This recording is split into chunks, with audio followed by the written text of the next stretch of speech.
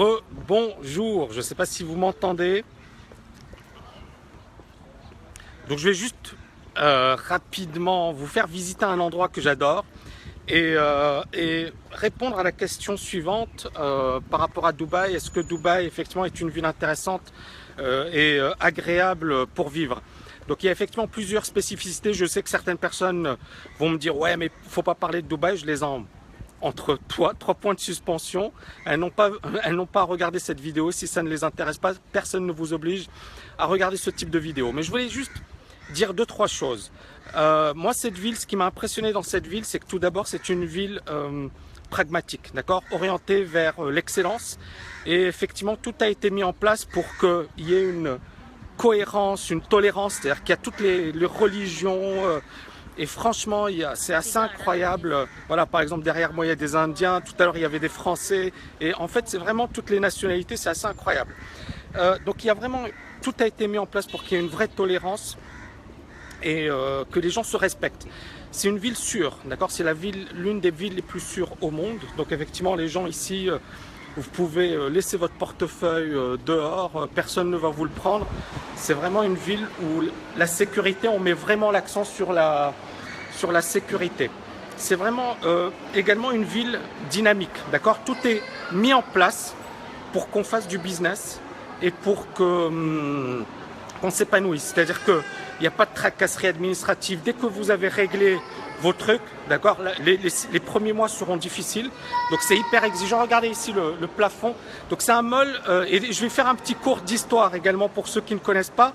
Donc c'est le mall Ibn Battuta Mall. Je ne sais pas s'il y a beaucoup de personnes qui connaissent ici Ibn Battuta, mais c'est un peu le Marco Polo arabe, et c'est un grand voyageur marocain, d'origine marocaine, et qui a visité plusieurs pays, et dont ici l'Inde, alors la Perse, et c'est cet endroit que je voulais vous montrer parce que c'est vraiment somptueux. Alors vous allez voir, j'adore cet endroit. Regardez le plafond, regardez comme c'est beau. Je ne sais pas si vous voyez.